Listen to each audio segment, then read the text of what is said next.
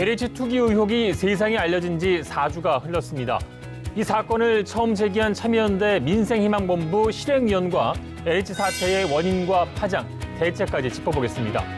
서울시장 보궐선거가 사실상 박영선과 오세훈 양자 구도로 치러지게 됐습니다. 야권 단일화 과정에서 오세훈 후보가 안철수 후보에 승리한 이유, 그리고 상대가 정해진 박영선 후보의 전략, 지금부터 딥톡 정치에서 토론합니다.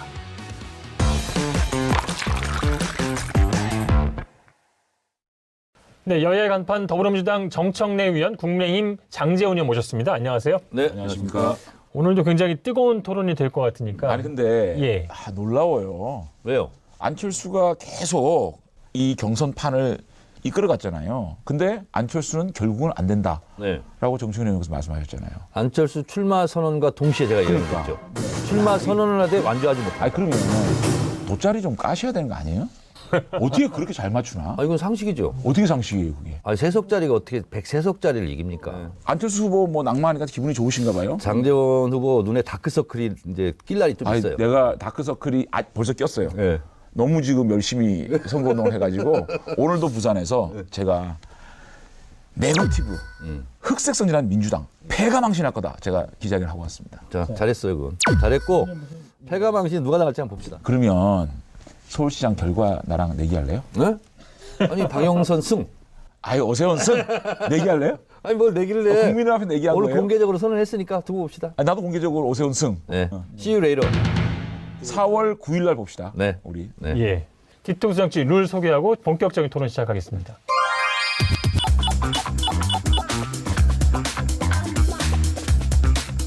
먼저 야권 단일화 결과에 대해서 토론하겠습니다. 자, 오세훈 후보와 안철수 후보 어떤 차이가 승패를 갈랐다고 보십니까? 결국은 안철수 후보의 가장 큰 장점, 강점이 뭐였냐면 박영선 후보와의 가상 대결에서 이겼다는 거거든요. 경쟁력? 자, 이번에는 무조건 이겨야 되는데 그렇다면 당에 관계없이 안철수 후보를 밀어야 되는 거 아니냐. 이런 인식들 때문에 안철수 후보가 계속 선두로 달려왔잖아요. 예. 그런데 중간에 LH 사건 터지고 또 문재인 정권의 심판론 이런 것들이 정점에 달하다 보니까 이제 오세훈 후보도 박영선 후보에게 거의 더블 스코어로 앞서는 결과들이 나왔잖아요. 그렇다면 조직력도 있는 오세훈 후보를 도와주자. 이래가지고 제가 볼 때는 극적인 예. 역전선을 거뒀다. 그게 가장 큰 어떤 이유가 아닌가 이렇게 생각이 듭니다. 예. 신이 계시다면 신께서 정청래 예언을 맞춰주셨다. 안철수의 경쟁력이나 국민의힘 단일 후보의 경쟁력이나 비슷하다면 국민의힘 지지자와 당원들은 당연히 국민의힘 후보를 뽑을 수밖에 없는 거죠. 안철수 후보가 경계심을 늦췄던 게 뭐냐면 국민의힘 김종인 비대위원장의 시간 끌기 작전에 넘어간 겁니다. 예. 또 안철수가 만약에 후보가 되고 싶었으면 진작에 국민의힘에 입당을 해서 예. 거기서 경선했으면 아마 압도적인 표 차이로 안철수가 후보가 됐겠죠. 국민의힘을 싫어하는 비호감층 때문에 예. 지금 중도가 나를 지지하고 있다. 이게 이제 과신이죠, 이런 걸. 그래서 결국은 자기 스텝에 자기가 꼬여서 넘어가는 꼴이 돼버렸죠. 그 부분은 제가 동의를 해요. 사실 좀 압도적으로 지지율이 높았잖아요. 그걸 좀 과신을 하고 또 국민의힘이라는 어떤 그런 제1야당의 지위 이걸 너무 과소평가한 거는 있거든요. 그럼에도 불구하고 저희 국민의힘 입장 또 범야권 입장에서 만약에 이번 서울시장 선거를 이긴다면 안철수 대표의 공을 우리가 잊지 말아야 될 것이라는 생각이 들어요. 1월 초에 신년 여론조사에서 민주당을 이기는 결과를 도출함으로 인해서 우리 지지층으로부터 야권이 이번에 승리할 수 있겠구나라는 자신감을 심어준 지점이 있거든요. 야권의 대통합도 어떤 그런 그 약속 그런 것도 지키겠다 얘기한 걸 보면 안철수 후보가 앞으로도 야권에서 참 큰 역할을 할 그런 지도자로 이번에 부각이 됐다. 저는 이렇게 생각을 합니다. 안철수가 분명히 야권에 공을 세운 게 있죠. 지금 방금 장제원 의원도 얘기했듯이 저도 이미 일찍이 페이스메이커 역할로 끝날 거다. 그리고 불쏘시개 소모품으로 아마 결국 소비되고 말 거다라고 제가 예언도 했었고요. 안철수 입장으로 보면 혼납한 거죠, 국민의힘에게. 그래서 제가 봤을 때 이것이 어떤 조직력의 한계라기보다는 개인의 판단력의 미스라고 저는 생각을 하고, 그리고 장제원 의원 앞으로 두고 보세요. 이 단일화가 됐으면 선대위원장으로서 자기 선거처럼 뛰는 것을 국민의힘이 원할 거 아니에요. 예. 알게 모르게 아마 속을 앞으로 많이 썩을 겁니다. 이미 감정선을 너무 다쳤기 때문에 그리고 그것이 화학적으로 결합하기는 이미 어려운 상태예요. 그래서 아마 본인 선거처럼 뛰기는 좀 어렵지 않을까 그런 생각을 합니다. 이번 안철수 오세훈 단일화를 바라보면서 우리가 김영삼 대통령께서 3당 통합을 할 때 자신의 지지층에 엄청난 비판을 받았거든요. 50 세력과 어떻게 손을 잡냐. 그렇지만 김영삼 전 대통령은 그 민자당에 직접 뛰어들어 가지고 민자당을 먹었잖아요. 예. 그 YS계라는 게 지금까지 새누리당과 우리 자유한국당 또 국민의힘으로 이어지고 있는 거거든요. 예. 지금 제3지대라는 거는 이 큰 선거에서는 힘을 발휘 못합니다. 왜냐하면 중도라는 지지층은 반드시 있습니다. 꼭 있어요. 일정 부분 세력을 규합할 수 있고 국회에서 일정 정도 세력을 확보할 수 있는 지지층은 있는데 총선에서 이 대선에서는 참 어렵거든요. 자, 3지대라는 건 다시 말하면 분열을 얘기할 수밖에 없는 분열과 어떻게 보면 동의어가 될 수가 있거든요. 그래서 윤 총장도 정치를 시작하신다면 과감하게 이 국민의힘이라는 플랫폼에 뛰어들어서 대권을 꿈꾸는 것이 훨씬 나은 선택이라는 것을 이번에 보여준 안철수 오세훈 단일화가 보여준 교훈이다 저는 이렇게 생각합니다. 거기까지 한 발도 나가셨네요. 예. 치유하기 가장 어려운 병이 있습니다. 무슨 이게 병인가요? 서운병입니다. 그래서 당장 단일화를 발표한 그 날도 김종인 비대위원장이 뭐라고 했어요? 마당 쓰려고 나가는데 너 왜 마당 안 쓸어? 이러면 굉장히 마음이 상하는 거거든요. 아, 뭐 열심히 돕는 게 상식이라든가 하면서 또 뒤통수를 한 방 딱 때리더라고요. 안철수 후보가 단일화에 실패해서 속상한 마음도 있었을 텐데 그날은 위로의 날이거든요. 근데 예. 김종인 비대위원장이 거기다 또 뒤통수를 때리는 듯한 이런 걸 보면서 안철수 후보의 마음이 어땠을까. 오늘 사실은 오세훈 후보가 승리를 했잖아요. 예. 그런데 우리 토론이 안철수 후보에 대한 토론이 더 많잖아요. 그만큼 안철수 후보의 체급이 큰 거거든요. 네. 그렇게 우리가 인정해야 되고 합당 얘기 나왔을 때 하겠습니다. 큰 야권 통합을 하겠습니다. 이렇게 정말 흔쾌히 얘기를 했거든요. 그렇기 때문에 안철수라는 정치인도 많이 달라지고 많이 커졌다. 이렇게 보면 될 것 같고요. 저는 안철수 후보가 오세훈 후보와 함께 좀 손을 잡고 정열적으로 자신의 선거같이 선거운을 할 거다. 저는 이렇게 예측을 하고 또 그렇게 할 거라고 좀 믿고요. 그런데 김종인 위원장은 생각 바꿔야 됩니다. 본인이 무슨 잘해가지고 마치 이긴 것처럼 본인이 대단한 전략을 가져서 이긴 것처럼 착각입니다. 자, 연극이 끝났고요. 단일화 쇼도 끝났습니다. 그리고 이제 단일화가 됐기 때문에 뭐 당분간 오세훈 후보가 1위를 끊겠죠. 예. 이 짧은 기간 동안에 여론조사 지지율 1위가 3번이나 바뀐 거예요, 지금. 그리고 선거의 하루는요, 평상시에 한 달을 좌우합니다. 이 선거라는 것은 예측대로 되지 않는 경우도 많고 또 의외 돌발 변수와 리스크가 항상 예. 있는 것이고 근데 우리 알고리즘 시청자들에게 부탁하고 싶은 것은 정책을 봐달라는 거죠. 정책을. 그래서 뭐 대변인들이 나와서 막 공격하고 하는 것도 물론 중요하겠지만 어쨌든 어떤 후보가 어떤 정책을 갖느냐 그것이 서울의 미래, 부산의 미래를 어떻게 바꿀 것인가 이런 부분을 좀 잘 봐주셨으면 고맙겠습니다. 결국은 여론조사가 선거를 많이 좌지우지하죠. 민주당도 그렇게 해왔잖아요. 지금까지 민주당이 계속 4연승을 할 때 다 여론조사가 밴드웨건 효과를 얻어가지고 그렇게 압승들을 했거든요. 이번에도 여론조사는 굉장히 정확할 것이다. 저는 예측을 하고 문재인 정권이라는 게요. 지금까지 상당한 지지율을 강고한 지지율을 끌고 왔잖아요. 예. 민주당이라는 당이 자생력이 있는 정당이 아니에요. 문재인 대통령의 강고한 지지율로 민주당이 그나마 지탱할 수 있었던 거거든요. 인정하시죠? 그런데 문재인 대통령 지지율이 그쪽은 뭘 지지했어요? 30 조금만 있어 보세요. 아니, 그쪽은 뭐냐고 그러면. 아 그러니까 계속 지금 졌잖아요. 네, 알았어요. 34%까지 떨어졌거든요. 문재인 대통령이 지지율이 지탱해주지 않으면 민주당이 이길 수가 없는 그런 구조이기 때문에 이번만큼은 저희들이 참 승리 가능성이 좀 있다라고 보고요. 예. 알고리즘 시청자 여러분들께 저도 좀 부탁을 드리고 싶습니다. 예. 지난 선거, 대통령 선거부터 지금까지 총선까지 이 야당이 사연패를 했습니다. 탄핵에 대한 국민적 심판 정말 받았습니다. 국회가 180석까지 민주당 이 여권에 허용을 해가지고 민주당을, 문재인 정권을 견제하고 제어할 수 있는 방법이 없습니다. 이번에는 한번 국민의힘에 힘을 주셔야 대한민국이 정상적으로 견제와 균형선에 돌아갈 수 있다. 저는 이렇게 생각하고요. 정 의원님 잠깐 또 언급을 해주셨지만 제가 이제 우문을 드릴 테니까 현답을 좀 부탁드리겠습니다. 이게 단일화 과정이 모든 이 선거 이슈를 좀 선정하면서 이 서울시장 선거가 너무 이제 정치 구도 싸움으로만 뭐 저희도 그런 토론을 많이 했습니다만 너무 이쪽으로만 흐르는 것이 아닌가. 정말 서울 시민들, 부산 시민들이 중요한 어떤 그런 공약이라든가 이런 것들이 사라지고 정치 구도 싸움으로 흐르다 보니까 이게 좀 좋지 않은 거 아닌가라는 그런 비판도 있습니다. 그런 비판에 대한 답변을 좀 현답을 좀 주신다면요. 이제 후보들끼리 양자 토론을 할 거 아닙니까? 거기는 뭐 정치적인 비판도 하겠지만 정책을 가지고 많이 토론을 하지 않겠습니까? 저희 박영선 후보 측에서도 이제 준비를 많이 이제 하고 있는데 어쨌든 TV 토론을 한번 보시면 예. 어떤 사람이 내가 찍은 후보인가 아마 결정이 되지 않을까 이렇게 생각을 합니다.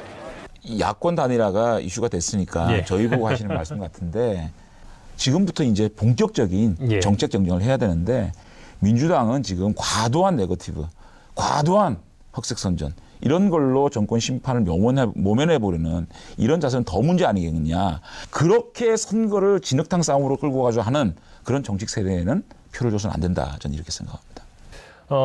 민주당에서는 이해찬 전 대표도 이제 등판을 했고요. 또 이재명 경기지사도 이제 힘을 좀 보태고 있습니다.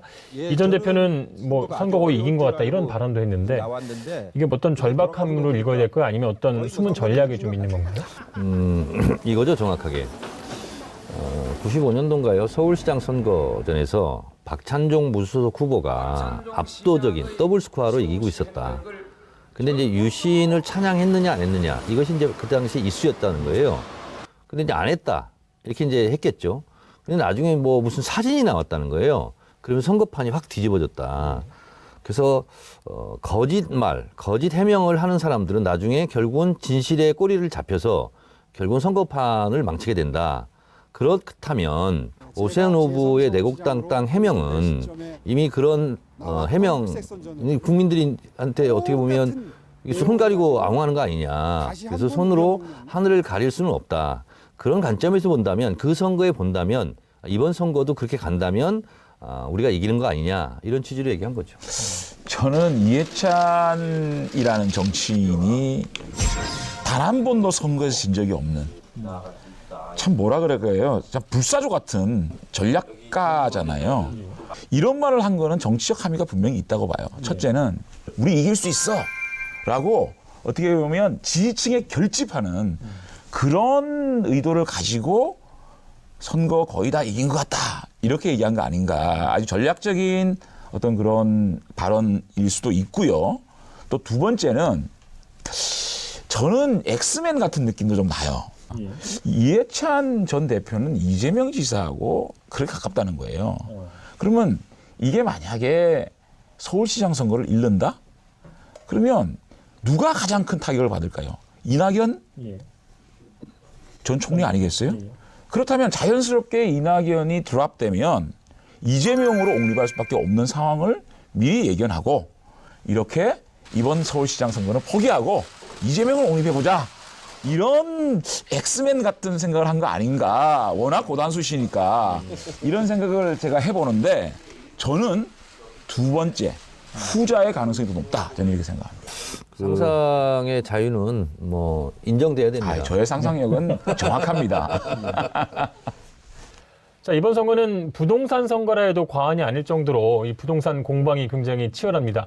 먼저 오세훈 후보 처가의 내곡동 땅 이 셀프 보상 의혹 가장 큰 문제는 뭐라고 보고 계십니까? 우선요. 처가 땅이 아니라 부인 땅입니다. 국민 정서상 땅의 존재와 이치를 몰랐다? 이걸 믿을 국민이 누가 있겠습니까? 공직자 재산 신고를 본인이 직접 한 사람으로서 본인 스스로 본인의 주장을 탄핵했다 이렇게 생각하고요. 그다음에 또 하나는 노무현 정부 때 허가받았다. 이때는 국민임대주택이고 환경부 등등이 반대를 해서 허가가 안 됐습니다. 보금자리 주택 특별법으로 이게 MB 정권 때, MB 대통령 때, 오세훈 시장 때 결정이 된 거예요. 그리고 보상을 그때 받아간 거예요. 그래서 적어도 2005년도부터 시작한다면 3.4배 올랐고 그 이전으로 본다면 6배, 7배가 올랐다는 거예요. 그러면 36억 5천을 받았다면 한 30억 정도는 폭리를 취한 거예요. 이게 뭐냐면요.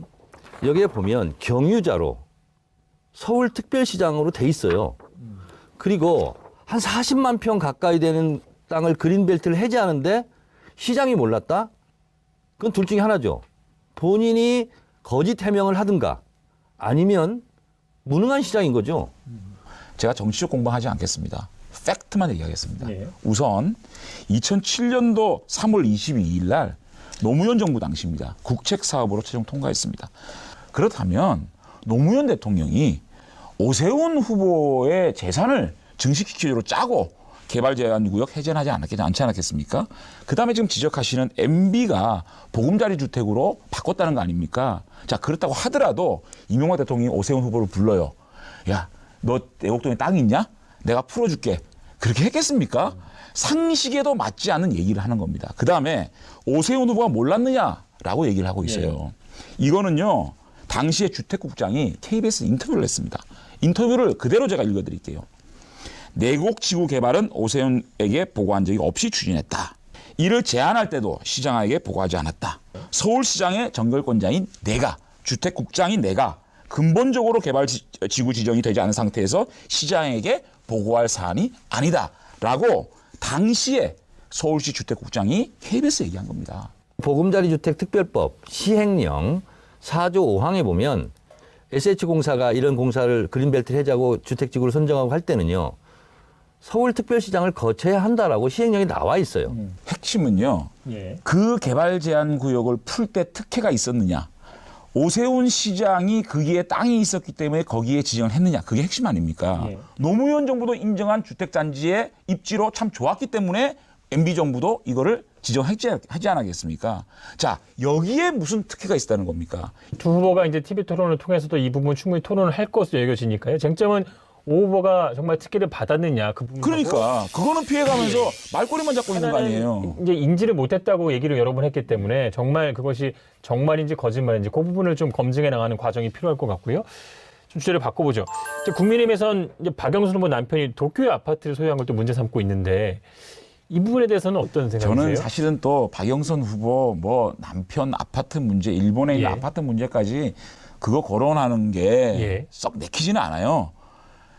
민주당이 하도 참 말도 안 되는 내곡동 땅을 가지고 예. 이렇게 얘기를 하니까 아 니네는 뭐 그렇게 안 하냐 이렇게 얘기하는 거 아니겠습니까? 근데 이거 언제 샀습니까? 2009년도 6월 달에 샀잖아요.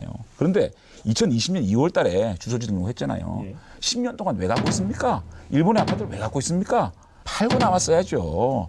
박영선 후보의 도쿄 아파트는 MB 탄압의 증거입니다. 2007년 때 박영선, 정봉주 등이 BBK 저격수였습니다. 예. 그래서 그거를 진실을 밝히려고 했는데 결국은 검찰이 덮어줬죠.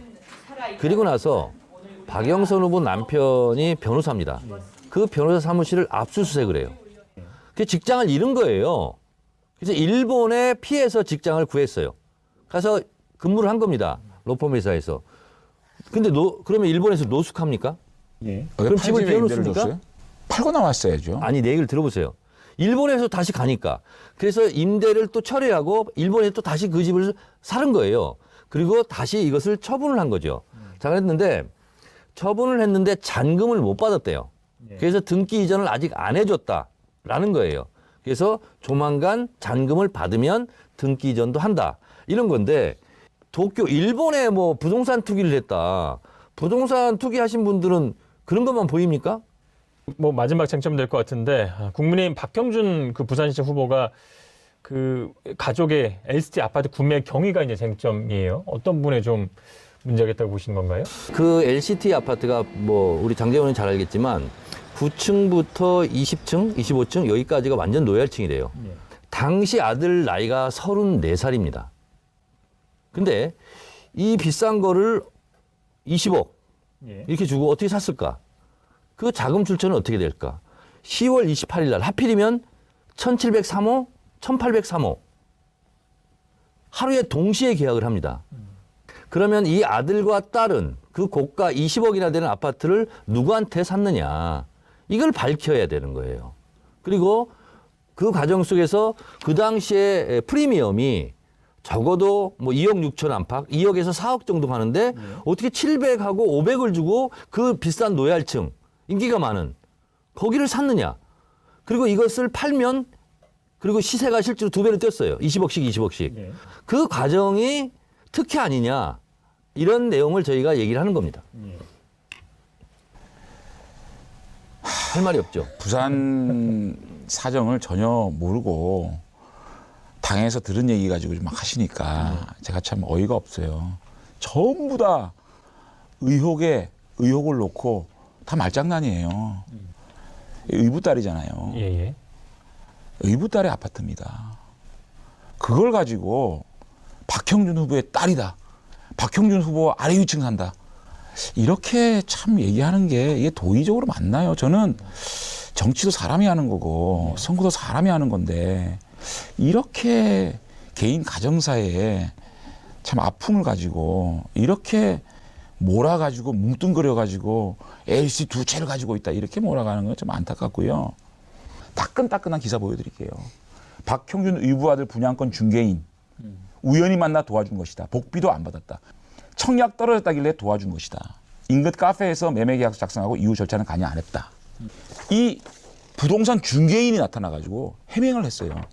그런데 이걸 가지고 더 의혹을 증폭시키면요. 이거 역풍 맞습니다. 자, 장재원 의원님 그러면 LCT 건물 앞에 있는 조형물 어떤 언론에 보니까 18억 조형물이라고 그랬어요. 이 납품을 한 하랑의 대표이사가 이분 아들이에요.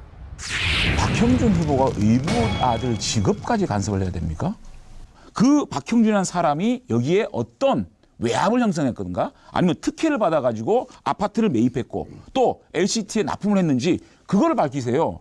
뭐 보름도 남았으니까 더 지켜보도록 하고요. 한중환 선생님 정치 독서가 많으실 것 같아서 정치 독서를 빼기 위해서 정말 진짜 독소가 너무 많아서 디톡스 준비했습니다. 민주당 정말 정정당당하게 붙읍시다. 정정당당하게 정정당하게 합시다. 붙읍시다. 자, 수고하셨습니다. 수고했어요.